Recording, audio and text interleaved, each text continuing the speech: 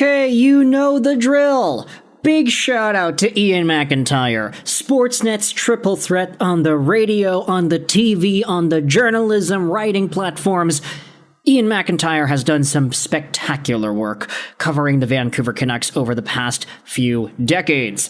And there was another article just posted out there by iMac. The years are just flying by. Vancouver Canucks GM Patrik Allvin speaks out about the pressure to build a Stanley Cup contender.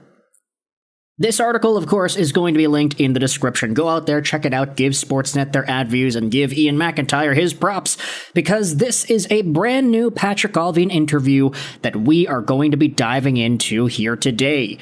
I wanted to just go over the comments. There are a bunch of stuff that Allvin highlights in this interview, and the article opens up by talking about Vancouver's 90-point season of turmoil, debilitating injuries, melodrama, and how it all came after a 23-24 campaign that was very, very harmonious and smooth, with 109 points too. The difference between the two seasons felt more dramatic than just 19 points. After stacking such disparate years back-to-back, this feels like a make-or-break year for Vancouver. I'm not sure if urgency is the right word, Canucks GM Patrik Allvin told Sportsnet when asked about it, but there is pressure. I just feel for my players too, that I want to provide them, and especially the players who have been here for several years, I want to provide the best roster I can for players to have a chance to win, and for the fans. I definitely believe with Demko, Quinn, Elias, and Brock Boeser, there's a lot of talented players, and I need to build out the roster. I wouldn't say urgency, but as a GM, the pressure comes on you because what you realize in the NHL is the years are just flying by. And I'm kind of intrigued as to why Allvin says it like that. He says it like, yeah, I believe with Demko, Quinn, Elias, and with Brock Boeser, too, we got a lot of talented guys. Like, man, that is the total opposite as to what Allvin was saying back during the trade deadline when it came to Brock Boeser. Like, he was just talking about it back then. Yeah, if you had seen what teams were offering for this guy, oh, I'd have to walk out of the room.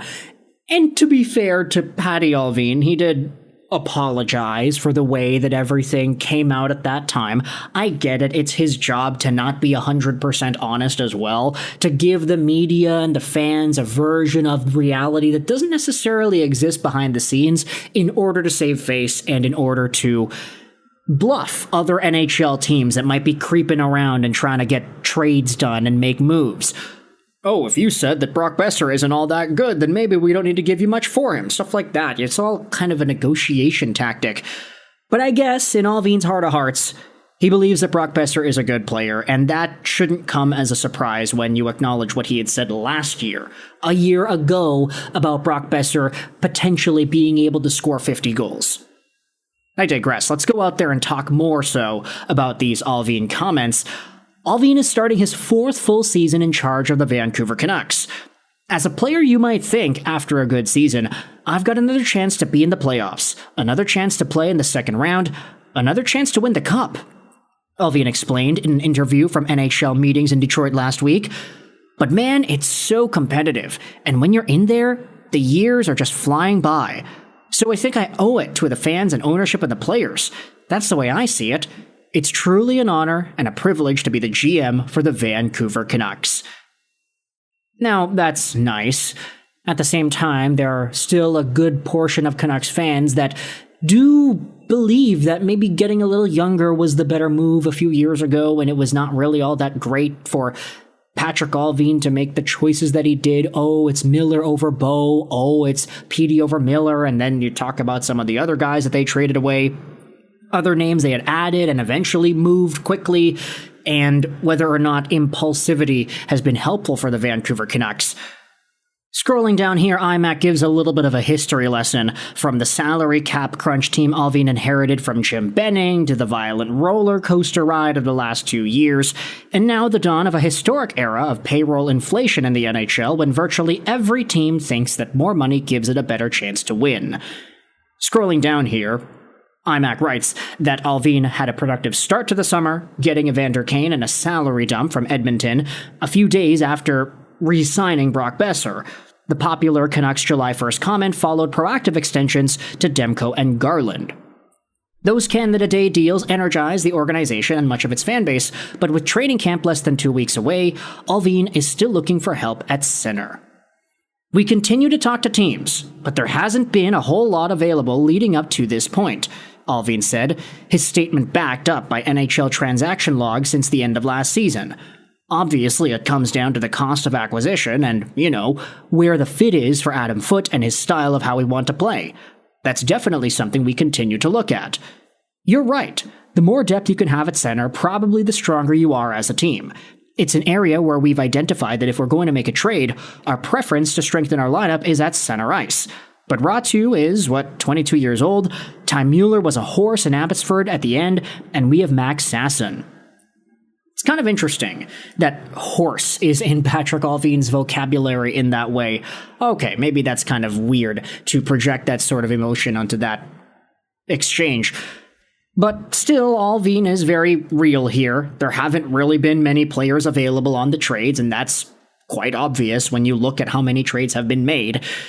I mean, one trade in 41 days, and it was a minor league deal between Philadelphia and Seattle? There's nothing going on here. The article then dives into what some of these guys can be. Ratu is pretty good. Pettersson needs to be better. Demko also was hurt. I think it's all fair, Allvin said, of Demko and Pettersson factoring into the Canucks not being as good. If you look around the league at the way teams are constructed, every team needs their drivers and best players to lead the team. Going through what we went through last year, I think a lot of guys learn from the adversity. And I know Adam and the coaches have had leadership meetings in the summer here on Zoom. And I believe the guys are extremely hungry to come back because the belief in the team is there. Oh yeah, we know that's for sure. Adam Foote's been having a lot of meetings. He's been communicating a ton with these guys. So much so that Quinn Hughes even said that he had to tell Foote to stop calling him because, hey man, I'm gonna be busy. That's kind of funny. But ultimately, it seems like everybody is on the same page, which is, of course, good to see. Allvin, of course, acknowledging the shortcomings of what happened previous years and how this season needs to be a little bit different. Demko and Lankinen were among the first Canucks to return to Vancouver for pre-camp training in August, and Allvin said Demko's enthusiasm around Rogers Arena has been contagious. Before Allvin returned from his own trip home to Sweden in July, the GM said he met there with Pettersson. Petey was very much turning the page and moving forward. He's excited. He made a trip over here in May to meet with Adam and a couple of other players, and he wants to take his game to another level. Allvin and former coach Rick Tocchet were candid last season about Petey's offseason, and Allvin says this: I think every player learns what they need to do in order to be successful in the league. They tweak the way they do things in order to get better. Being a pro athlete today, you can't just do the same things over and over. You want to find ways to get better, and I think that's the same thing with Elias too. I think he has matured. I think he takes ownership for his play, and he's very excited to come back and compete with the guys. So that is the commentary from Patrik Allvin in regards to the Vancouver Canucks.